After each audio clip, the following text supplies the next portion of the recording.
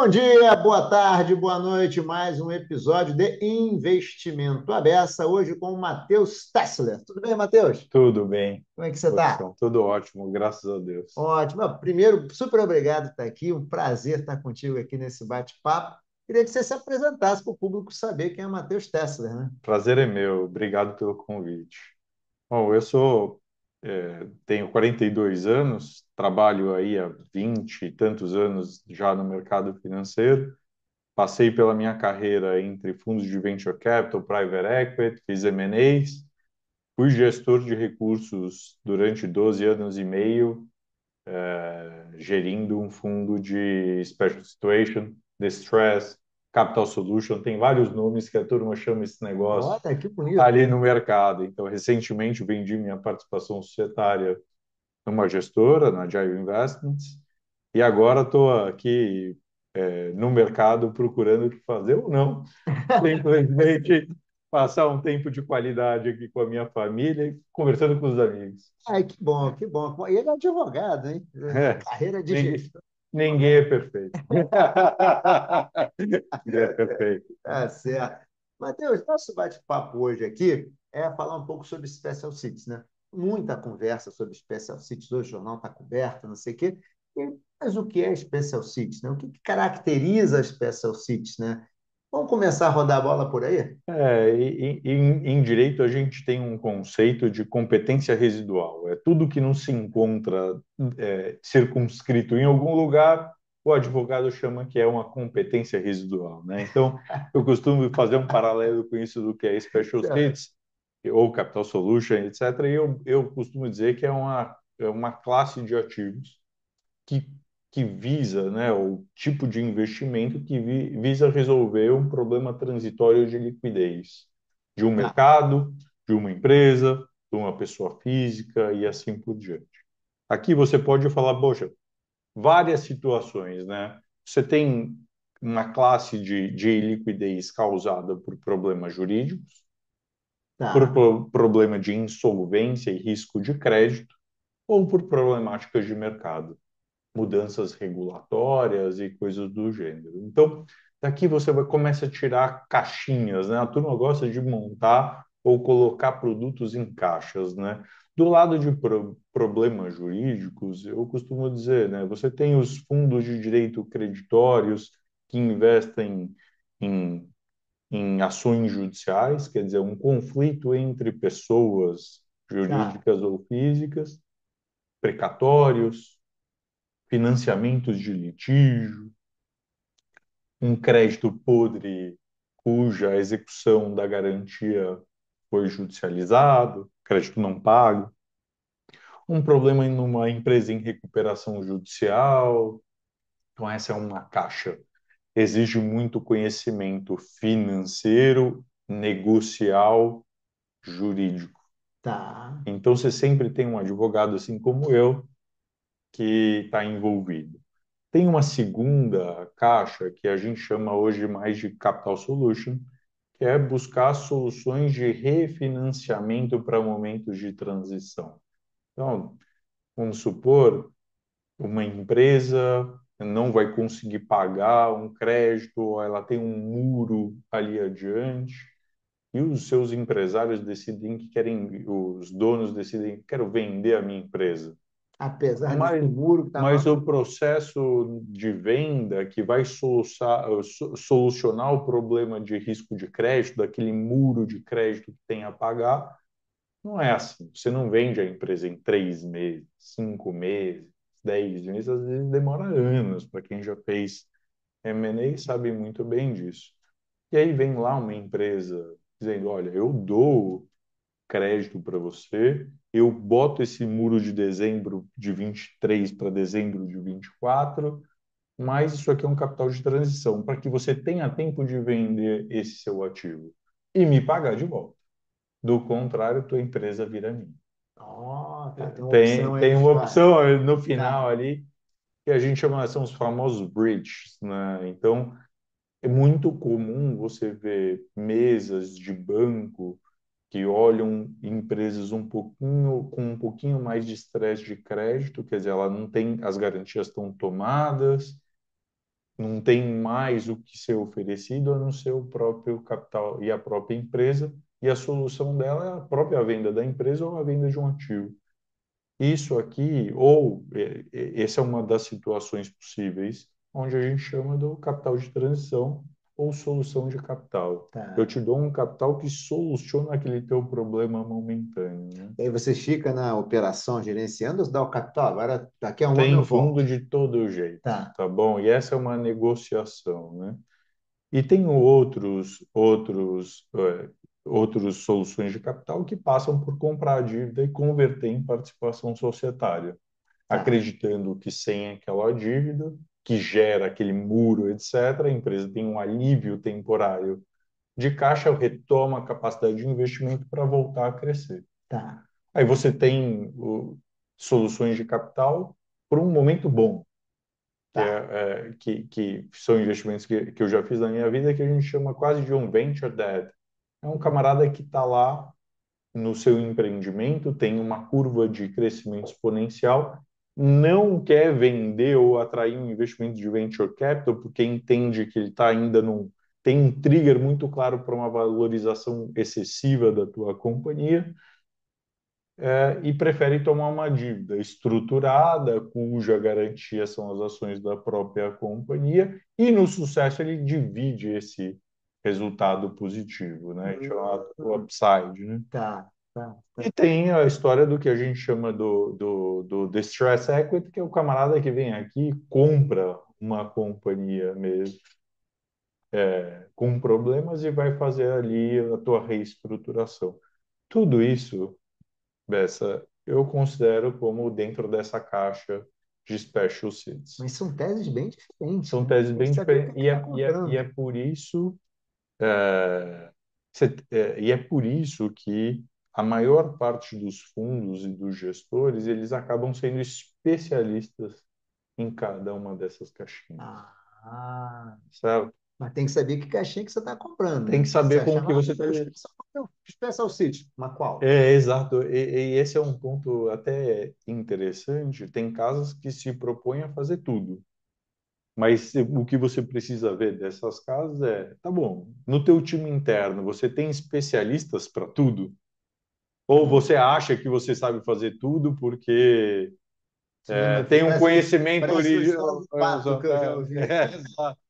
Você é um pato, né? Você não nada direito, não for direito, etc. Então, essas situações são mais incomuns. O que é mais comum no mercado é um camarada que é especialista em situações de capital solution, de crédito, esse momento de liquidez, de identificar o empresário que de fato vai se desfazer do ativo, ou do empresário que de fato precisa de um capital de giro ou de uma operação mais estruturada, mais longa, talvez mais cara para passar por um vale de problema Mas é e coisas estudar. do gênero. O problema tem que ser muito bem estudado, na verdade. Aqui tinham duas expressões que eu usava muito enquanto estava na Drive, te falava que isso aqui é uma cirurgia de cabeça e pescoço, absolutamente complexa. Você precisa saber exatamente qual é a situação e ir muito profundo de diligenciar o ativo que se compra. Aqui, dificilmente você tem um produto ou situações que são exatamente replicáveis da mesma forma. Não dá para fazer uma esteira assim, chegou mais um caso. Ou você pode chamar de alfaiataria, né? Alta É. costura, feito sob medida, e é isso, né? E aqui você começa a falar, assim, "Bom, mas como que você origina essas coisas, né? Na parte de distress de crédito, ações judiciais, hoje o judiciário é um grande banco de dados e que você Ah, consegue, mas dentro pesca dos assim? próprios sites, você consegue ter ferramentas de pesquisa. Pô, tem aqui palavras-chave, a gente fazia isso bastante. Fora que uma originação passiva, vai boca a boca mesmo, e você ganha reputação no mercado, essas coisas naturalmente vêm. Para o crédito estressado, os grandes bancos ou os bancos têm problemas, eles têm áreas de reestruturação de crédito, mas chega uma hora que ele quer vender, simplesmente para ter um desprovisionamento no seu balanço, colocar o dinheiro e viver a vida dele, né? Tá, Então, isso é o tá. grande ponto de originação. Uma outra fonte de originação muito curiosa que tem aqui hoje é o mercado de capitais, mercado de crédito líquido, que nos Estados Unidos, Debênture, essas coisas? debênture, CRA, CRI, CRI. Tá. CETIPado, não vê e tal, porque agora você tem uma regra de marcação a mercado desses ativos. O que significa o seguinte, sempre baseado numa transação. Se você comprou uma debênture de uma companhia e você acha que não vai ser pago, você fala assim, bom, para sair desse risco eu aceito 30% de deságio. Hoje o regulador manda você marcar esse ativo, se for uma transação relevante, por 70% do par. Imediatamente, todo o mercado que tem aquele papel sofre uma remarcação não voluntária dentro dos seus fundos. Então, hoje, o mercado de crédito líquido, ele tem um componente de renda variável, oferta e demanda, preço, percepção de risco, etc., muito importante que mexe esse ponteiro. Então, o mercado de capitais, ele passa a ser uma grande fonte de originação Tá. Aí esse para negócio desse monte de fundos. RJ que a gente tem hoje deve ajudar a explicar isso. É, você tem casos famosos aí que estão na mídia, Ambipar, Braskem, então, tem falado da Raizen, Unigel e outros todos que passaram É, a por casos Ambipar foi um como caso, a esse, gente até comentou um pouquinho antes, né, que saiu de de quase 100 para 6. 100 para 6, né? Ou seja, você perdeu 94% do par e ninguém sabe se esse é o preço justo, né? E essa aqui é a grande oportunidade dos fundos em situações especiais. Quer dizer, o que a companhia está passando? Será que o preço justo da debênture é precificar um default onde você vai ter um kickover de 10%, alguém compraria por 6%? Ninguém sabe ainda. Mas o componente de renda variável que eu digo que no crédito hoje existe, crédito líquido tem um componente de oferta e demanda por aquele risco, ele é precificado via euforia e pânico. Concorda? Se Concordo. acho que É o viciado o score de negócio. crédito é muito bom, sei lá, pô, a companhia é, fez uma captação a IPCA mais 12, mas, poxa, ela está voando, gerando caixa, tem perenidade, receita recorrente, uma equipe muito boa, ativos sólidos, retorno sobre capital investido sólido durante muito tempo. Você fala, pô, eu quero esse papel, eu aceito receber IPCA mais 8 por ele. Então ele vale mais do que eu pago. Certo. Agora, poxa, cadê o caixa que estava aqui? Não existe mais. Demonstração financeira parece fake, coisa do jeito. Estou dizendo parece, né? Não tenho nenhum indício se sim ou se não, mas o mercado começa a ter pânico e dizer, já que nada daquilo que eu achava que era muito sólido melhor eu ir embora. Por qual preço? Não, não tem preço. Eu quero salvar qualquer coisa que eu tenha, certo? Qualquer coisa é melhor do que nada. Qualquer coisa é melhor do que nada. Agora, aquele é o preço justo? O preço indica a quantidade de dinheiros que você vai considerar se você comprar aquele crédito. Será que com aquele crédito você não pode pegar ele e oferecer um plano numa RJ para converter ele em ações da companhia? E se ela é boa e tem uma vantagem competitiva, você virar dono e rentabilizar muito mais? Pô, vai abrindo uma Você vai árvore. abrindo uma árvore de decisões e a beleza desse negócio é isso. É você ter uma caixa de ferramentas completa e complexa, com muitos A skills caixa é grande, de né? pessoas Essa caixa é para grande. fazer. Ela não é grande, ela, se você se propõe a fazer tudo, o que eu acho um erro assim Tá bom, então ela é estratégico, profunda. ela é profunda e por isso que eu digo, normalmente cada investidor tem uma tese que mais dessas que mais gosta. Você deve trabalhar com parcerias também, que se bobear, começa um negócio de um jeito, depois você, não, mas ele acabou virando É, outro, precisa de um parceiro. esse é um mercado que, para quem tem uma cabeça boa, ele é extremamente associativo, né? Porque toda certeza que eu pelo menos tenho, é que um caso você quer entrar e fazer aquilo que você olhou no começo, né? Pô, isso aqui resolve assim. nunca é 100% da forma como você olhou. Então, para a precificação de um ativo como esses, naturalmente você precisa elaborar uma árvore de decisões. E qual é a probabilidade do cenário um, 2, 3, 4, 5 acontecer? Em precificar de acordo com o cenário onde o seu cenário base, qual é a maior probabilidade daquilo acontecer, mas estar pronto para reagir muito rápido caso É o essas famoso plano variáveis. B, plano C. Eu tenho, né, um ditado que eu sempre digo que é quem tem uma opção não tem nada. Se você só tem um caso que só resolve de um jeito, é melhor você não investir. Quem tem só uma opção não tem nada. Vamos pegar coisas estáveis ou que deveriam ser, né? Precatórios. Tá. Tinha uma regra, uma emenda constitucional que regulava a forma de pagar.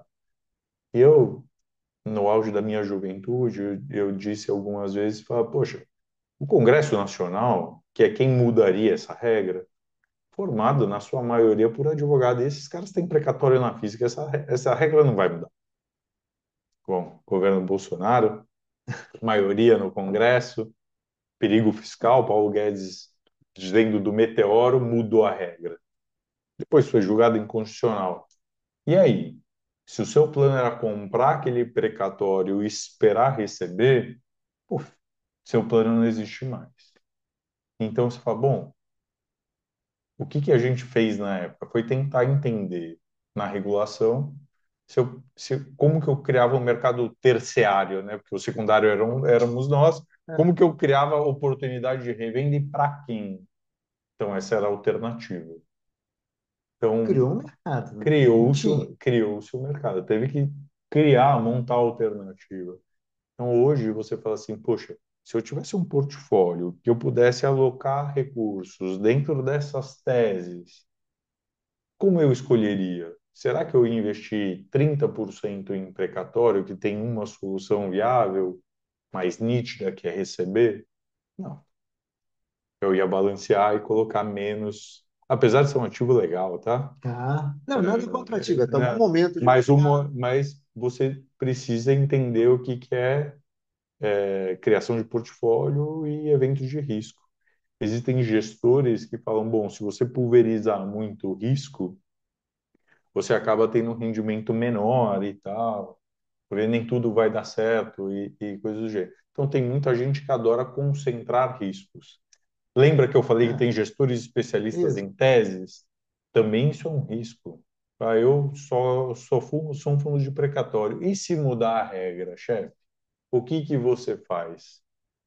Então, você precisa ser um especialista, mas tem um risco gigantesco de você concentrar em uma única coisa. Mas aí talvez o associativo ajude, porque se você tiver, bom, tem quatro frentes aqui, você precisa ter quatro equipes. Tá vendo? Então, de Sim. repente, você, não sei, estou pensando alto aqui. Isso não é barato, porque não é como você Aham. chegar ali, vou ver essa debênture. Não, é um ativo ilíquido, você tem que entender profundamente e tal. Tem um custo para tudo isso. E com quatro equipes, quatro custos, vamos chamar Sim. assim, né? Então, talvez assim, eu estou ficar na caixinha 2, mas se eu consigo parceiro para cuidar se ela virar caixinha 3, eu consigo parceiro. O fato é que não tem certo ou errado aqui, né? Tem aquilo que o camarada vai dizer que eu faço muito bem, logo eu consigo lidar com os riscos, eu prefiro ficar onde eu sou extremamente especialista, né? Mas eu acho que tem aqui questões comuns, né? Agora, esse aqui mais recente, né, que é a história do renda fixa, ter um componente de renda Isso, variável até embutido, entrevistamos ninguém fala isso. ninguém fala sobre isso, Não fala certo? Que sobre são isso. as marcações a mercado, mercado de crédito muito agitado, principalmente em Ah, créditos isentos, né? Eu costumo dizer que a gente não gosta de crédito, a gente gosta de não pagar imposto. E você aí a sabe que turma virou um buzz esse negócio, para me dá qualquer coisa que eu não tenha que pagar uma DARF, né? as pessoas nem faz conta. Não, e olham empresas achando que é uma mil maravilha e não conseguem fazer seus filtros. Hoje mesmo, vindo para cá, eu recebi uma oferta, falei, pô, deixa eu, né, cometer infração de trânsito e olhar no meu celular, olhar no meu celular para ver como está a apresentação de resultado dessa companhia, né? E aí eu falei, poxa, não dá para alocar, apesar do nome ser muito bom, apesar do prêmio estar atrativo, não dava para alocar nessa companhia, né? E as pessoas não estão fazendo essa conta e a gente tem sido surpreendido por questões de crédito, onde o investidor, pessoa física ou mesmo institucional, tem perdido muito dinheiro em função desse componente de marcação a mercado de renda variável, entre aspas, que o crédito líquido tem ganhado. Mas se for essa, Muito comum fora do país, tá? Mas aqui no Brasil, aqui, por exemplo, não tem emissor que não seja pelo menos um single way no Brasil. É muito difícil. Quem consegue montar uma operação na rua no Brasil não tem pelo menos um single way? Eu acho difícil. difícil no mercado brasileiro. E no Ou mercado. cai nos fundos de raio, É, né? E coisas do eu gênero. acho que não cai. Agora, nesse ponto que você está falando, você falou de risco, eu fiquei com uma dúvida aqui. Porque quando a gente fala de ativo líquido, a gente fala, vamos diversificar o portfólio. Vamos supor que você tem um fundo de special seeds. Você não pode ter só um business. Só pode ser só um deal. Ah, tem esse aqui. Claro, claro. Né? Como é que você faz? Porque é muito tailor-made esse negócio. Como é que você faz para diversificar isso? Vou dar um exemplo assim, precatórios, porque eu acho que é mais difundido e o pessoal tem bastante gente fazendo, né? Precatórios você tem todo o ente federativo, município, estado, União. É, Dizem que os federais são os melhores, né? O município, a, estado, tem gente que diz, ah, não compro. Vou até aproveitar para perguntar. a, Não, a, não compro. Estadual e municipal não tem nenhum. é, melhor é regra estável, né? Quando a regra é estável, aqui você consegue precificar. E aí você consegue entender qual é a melhor relação de risco-retorno. O federal, na PEC dos precatórios, ele foi atingido. Agora teve uma nova regulamentação onde mudou-se o cupom, o quanto que paga de cupom e spread. Mudou, deu, por contrapartida, deu certeza de que vai ter dotação orçamentária para pagar, seja o volume que for, porque tiraram lá da regra fiscal, né, de pagamento. Então, é bom.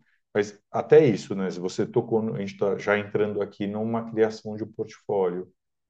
Poxa, a União tem dinheiro para pagar, saiu da regra fiscal, pô, é legal. Então, vou comprar esse negócio porque, de fato, o dinheiro ali Ok. existe e vai me pagar e parece ter uma regra. Poxa, mas eu comprei precatório esperando que a atualização dele fosse Selic. Poxa, mudaram para IPCA mais 2. IPCA mais 2 não remunera a Selic, principalmente nesse país, né? Você É, tem o IPCA 4,5, 5, 5 e pouco, né? Há controvérsia sobre o quanto é ou vai ser, mais 2, cara, é. esquece. Então, mas essa regra mudou no meio do caminho. Imagina o detentor de um precatório, seja um comprador no mercado secundário, seja quem processou aquele ente federativo e recebeu o precatório como fonte de pagamento, que estabilidade esse cidadão tem? Nenhuma. Então, porque essa regra vai mudando, porque você não tem. Maluquice. É, apesar de eu pessoalmente assim achar que hoje o legislador ele está muito mais responsável para criar regras que sejam factíveis e que não Sim, fiquem mudando toda hora, tá? nós Eu temos. acho que essa última, apesar de muito ruim para quem tinha um estoque de precatório, porque a regra muda, você precificou de um jeito ou vê valor assim assado dentro do teu portfólio pessoal ou institucional, o fato de criar uma regra mais longeva que de fato resolva o problema, que é, né, não dá para ser provisório, tem que ser Também definitivo acho. e de estruturais, né? Eu acho que essa última mudança tem cara de ser mais estrutural.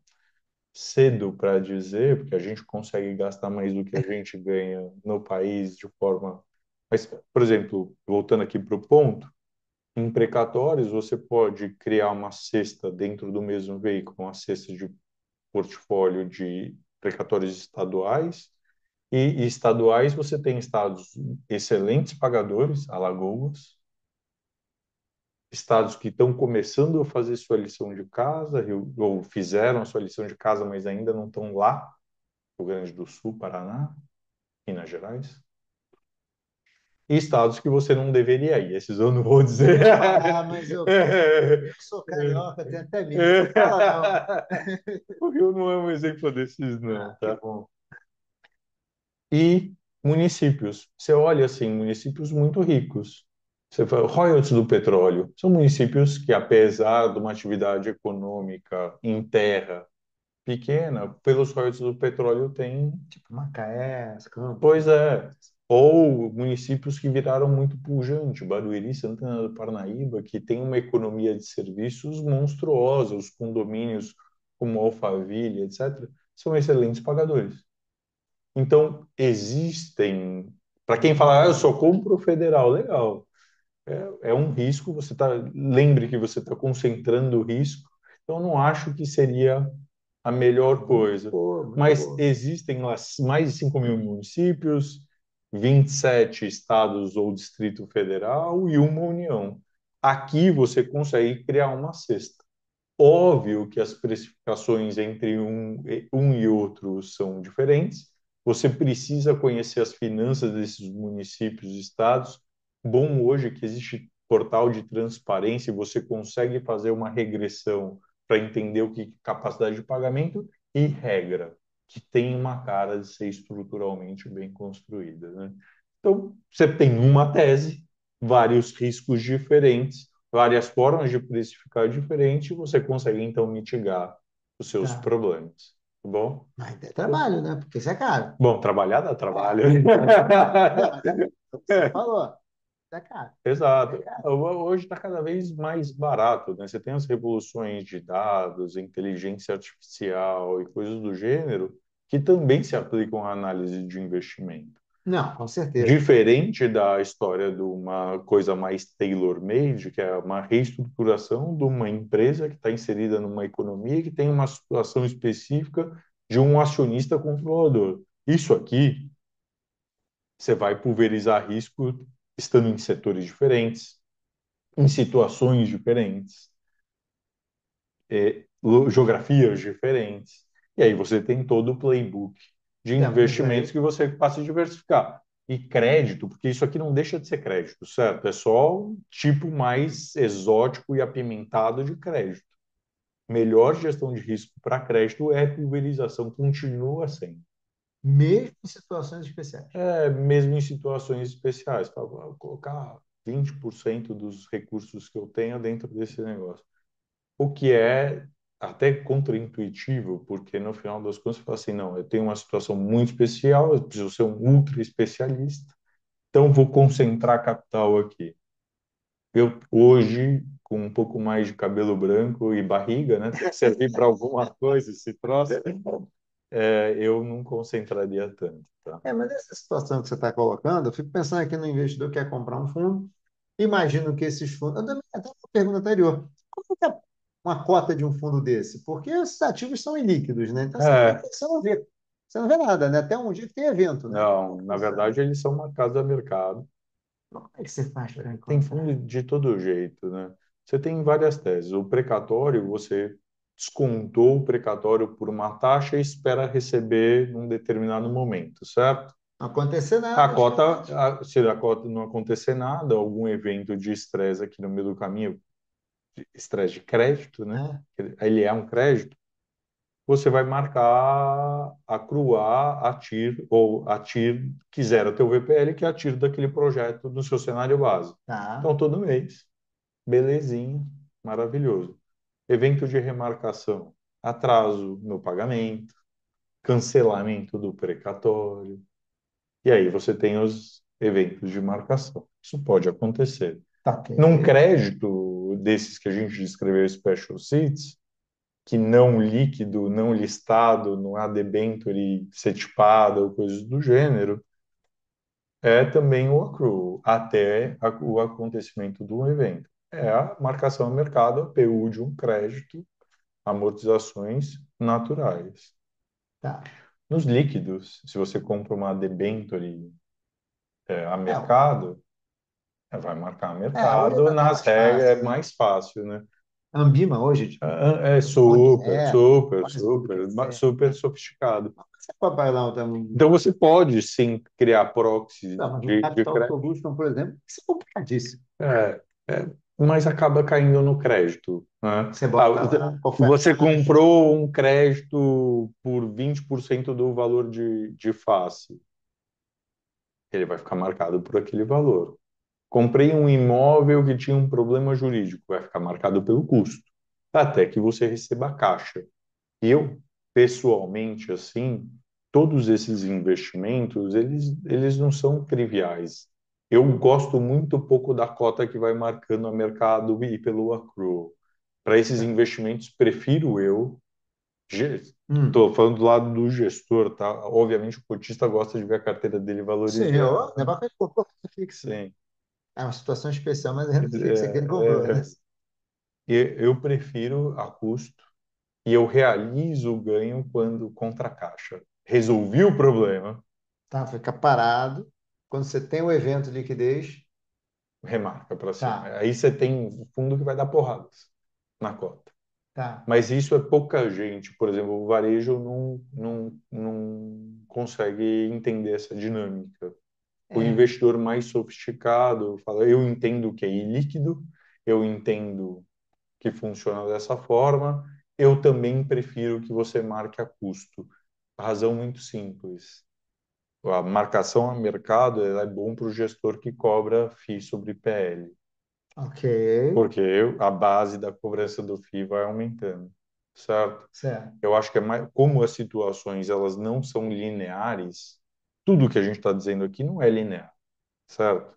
Prefiro Não, deixar a custo, cobro do meu cliente por aquilo que eu aloquei, e no evento de liquidez, você o faz o PL, acerto. você faz um acerto de conta. Tá. Tá? É. Então, existem vários jeitos de você fazer isso, né? Mas isso para valer é verdade. Eu acho justo cobrar pelo valor a custo do investimento, tá? Já tive essa discussão mais de 500 vezes, Mais ou menos tranquilamente. como é que mais ou menos esses pratinhos aqui? Tem muita gente de um lado ou do outro? É bola bem É bem dividida? bola dividida. E aí é o jogo de interesse, né? Para onde vai o fluxo de caixa, né? E Tá. às vezes até o próprio cliente, ele falou, eu prefiro, e aí eu acho que o camarada entra na história do auto-engano, né? Prefiro ver a cota acruando. Porque aí dentro da minha carteira eu vou acruando a expectativa e obviamente o cliente fala, você tem que ser responsável por marcar mais pelo valor mais justo dessa cota. E aí não é uma questão de valor justo, é uma questão, você conhece o auditor, né? O Sim. auditor é quem vai auditar o que é o valor justo. E aí ele vai tentar criar uma regra, colocar dentro de uma caixa para que ele consiga ver. Do contrário, se tem um fundo com 200 posições, 100 posições, a auditoria fica impressionantemente difícil de ser feita e a marcação, a revisão da marcação mês a mês, dia a dia, é impossível de ser acompanhado. Então você acaba colocando em caixas. Aí o camarada, eu já me vi em discussões, produção, que eram da seguinte natureza: mas isso aqui não é um risco que vai se materializar? Eu falo, potencialmente sim. Eu acredito que vai, mas eu só posso marcar quando o risco se materializar. Sim. Não, mas vai lá e marca. Eu falei, não, mas está fora da regra, não consigo. Não é nem que eu quero, não consigo. Porque tem lá o auditor, o administrador. E Felizmente tem regras. não, tem que ter regra. É, Mas você tira essa discussão se você marcar custo. tá. Então, aí você deixa até um apelo, né? Você deixa o gestor trabalhar na situação complexa que Não, ele já tem. eu fico imaginando, eu não sei se você teve essa experiência de vender fundo para varejo, né? Sim. Deve ser assim, é um negócio meio tailor-made. Como é que você bota numa, sei lá, não estou dizendo que não pode, estou tentando só para raciocinar. Você bota numa plataforma um produto que vai ter cota todo dia, só que no ativo dele, Você precisa montar uma área de RI muito competente para conseguir a cada evento explicar. na venda deve ser um problema. No último, eu não senti dessa forma, não, porque Não? as Tá. pessoas, pouca gente tem uma cabeça de risco, né? Muita gente tem uma cabeça oportunística, né? Eu quero aquela mais-valia. Então, o investidor médio, ele está em busca do alfa. Isso. certo? A gente só esquece que no alfa tem contratado uma volatilidade possível, certo? Certo.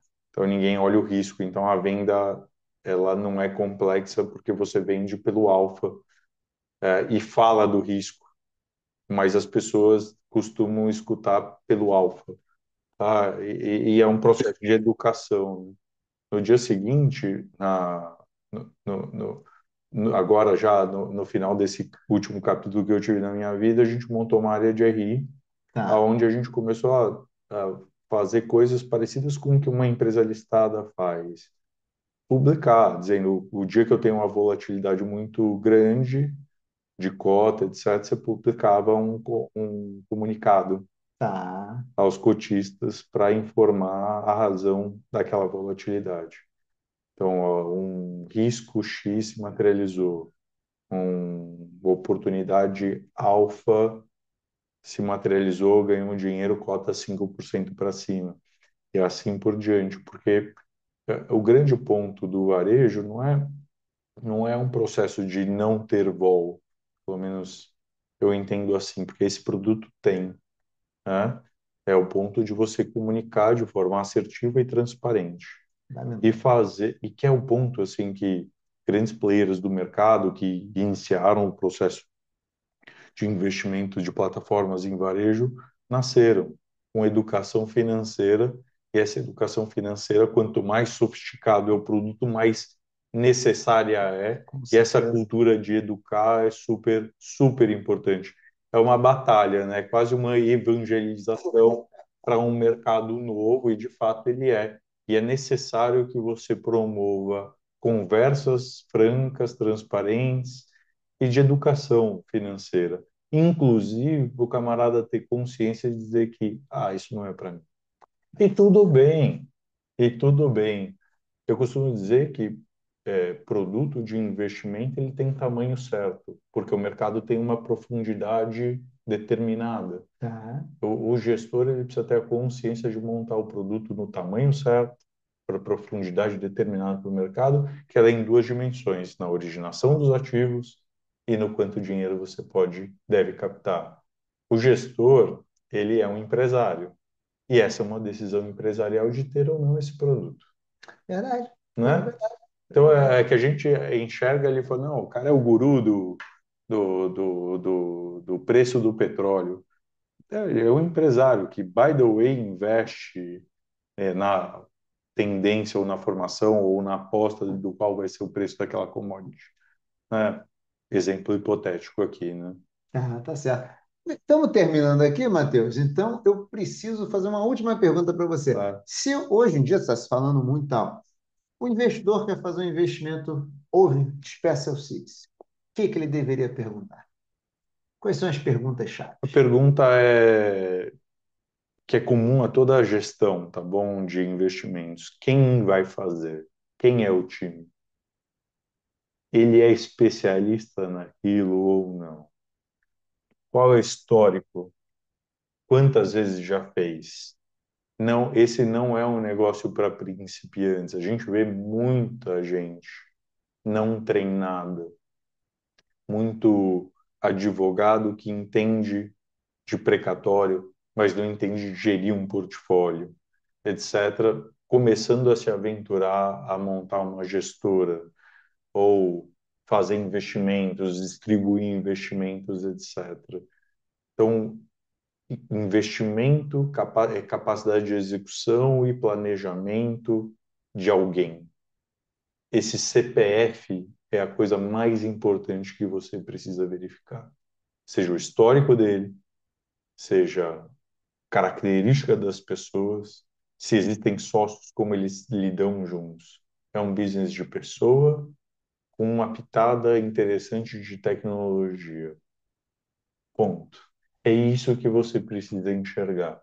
Obviamente, prazos, liquidez daquela cota, se o fundo é grande ou pequeno, qual é a profundidade, se existe mesmo um pipeline desenvolvido.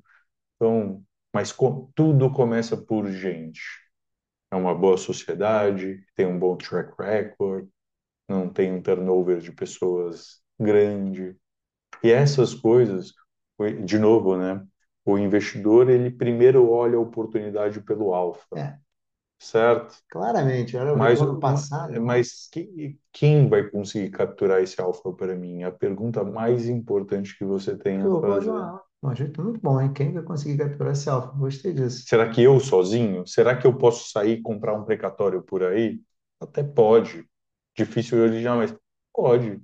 Mas será que eu vou fazer certo? Será que eu vou olhar os riscos? Será que eu estou incentivado a deixar riscos passar simplesmente para alocar capital? Qual é a minha situação? Então é sempre quem. Depois processo de investimento, que é o como esse camarada faz para conseguir isso que ele está dizendo que consegue fazer.